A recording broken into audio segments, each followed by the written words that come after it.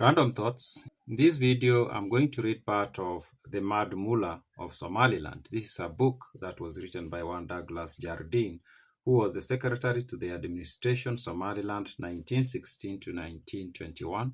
And the book itself was published in early 1920s. And of course, in this book, Jardine talks about or discusses Mohammed Abdulle Hassan, or the Mad Mullah as the British called him.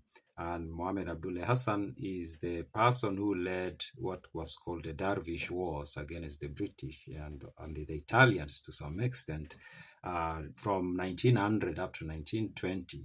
It is a war that went on for quite some time. Now, in this part I'm reading, it becomes very clear that the British never saw Mohammed Abdulle Hassan. He was sort of a ghost to them.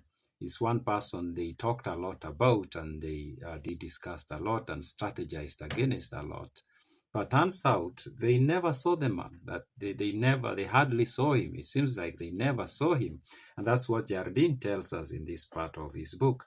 This is in the introductions of the book, actually, where he talks about the fact that the British had never set their eyes on Mohammed Abdulle Hassan. And we are going to read him say that, which is very interesting, especially considering that this is the man who took up the responsibility of writing a book about him, a sort of biography.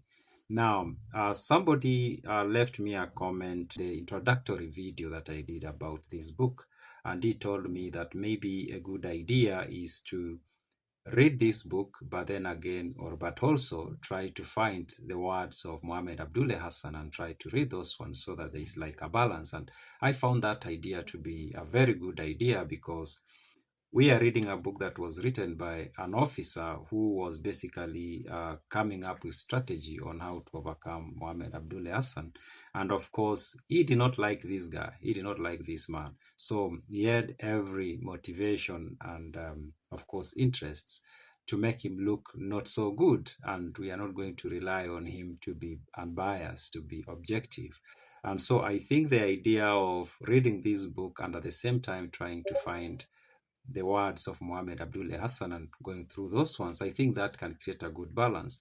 And while Mohammed Abdulle Hassan did not write a book, he left behind poetry, which I've said in another video that poetry in the Somali culture is a very powerful tool. It was the way in which a lot of communications happened, and also it was a way that a lot of history was preserved.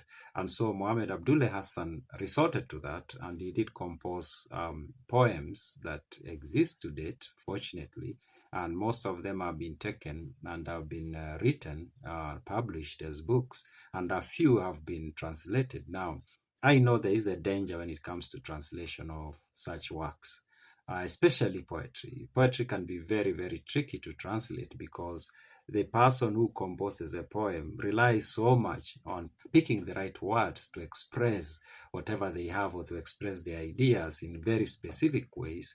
And sometimes the person translating, while they can be very careful, they are likely to pick words that don't actually express the ideas the way the person who composed the poem intended it to be. But as a person who can't speak Somali or who can't understand the language, I think the best I can get is a translation. That is better than nothing, I think. And so in some of the videos that I'm going to do while I'm reading this book, I'm going to pick a few poems that were composed by Mohammed Abdulle Hassan and read them. And by so doing, I believe that I'll be trying to create a balance, because just reading the book, of course, we know what it is. It is, of course, it is a very biased book based on or because of who wrote the book. Now, yes, so let's read this part where Jardine tells us that the British basically, or Mohammed Abdulle Hassan was basically a ghost to the British. They never saw this guy. This is what he says. This is an age of biographies and of autobiographies. Some are accounted good, others bad. So he says the 1920s, the early 20th century, was the age of biographies and autobiographies. Was the age when the people of high society, we can say, and the most notable people would write books to explain their perspectives and their experiences to the masses. And where that was not possible, other people will pick up the responsibility of writing the history of these figures, and then they become books that other people can read to try to understand those people. He continued to say, but at least it may be said for the most biographers that they can claim some personal acquaintance, and generally a very intimate personal acquaintance, with the object of their works.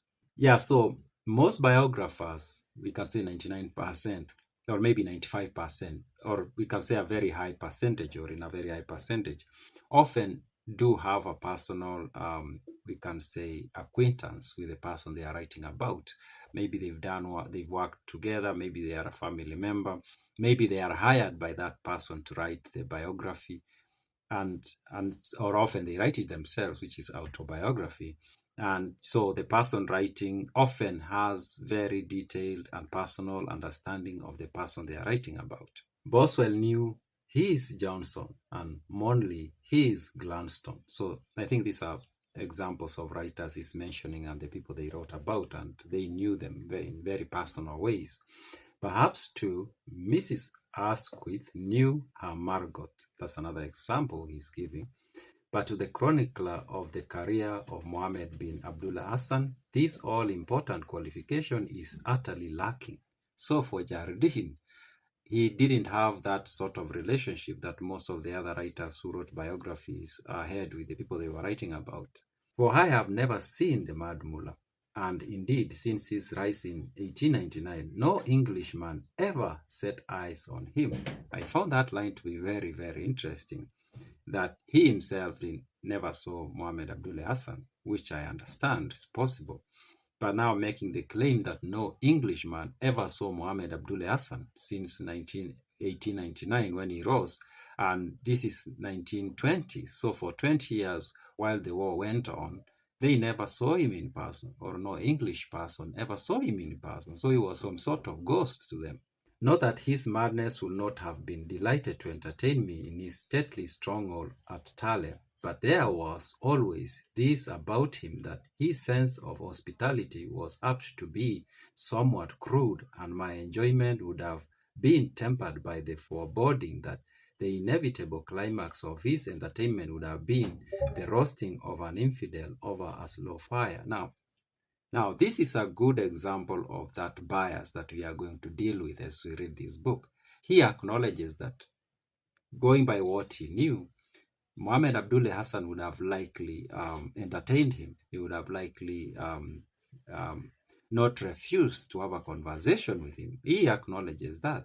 But then he goes ahead to say that he feared, he basically feared, he says that he feared that the interaction would have been crude. Like, he trying to say that Mohammed Abdulle Hassan was a cruel man. That's basically what he's trying to say. And it's like he's trying to say that Mohammed Abdulle Hassan, when if he ever invited him to have a sitting with him, would have resorted to very crude and very inhumane acts, which is an extreme way of thinking, because I'm thinking, if this guy managed to put together an army for 20 years, 2 decades, I don't think he was that. I think he was a person who would have been a very reasonable person. And maybe in his personal interactions, he most likely was just an ordinary guy. He just had political opinions and political stands that the British did not like. And having a political stand that makes somebody don't agree with somebody doesn't necessarily make them monsters. But this is the British. This is how they viewed him. And so we have to see that. And yeah, this is an example of those biases that we have to deal with as we read this book. Not to have seen the Mullah must therefore be a condition precedent to writing his biography. And if further apology be required, I can truly urge that for 5 or 6 strenuous years, he was seldom out of my official thoughts. So Jardine does something besides him having that, or telling us, or trying to describe Mohammed Abdulle Hassan in this very negative light. He does acknowledge something that I'm like, yeah, that's good for him to acknowledge that. He acknowledges the potential of him to make mistakes, and that's huge. That's huge. And yeah, so from this part, what we get is that Mohammed Abdulle Hassan was an individual who was, we can say, a ghost to the British. they never saw him in person.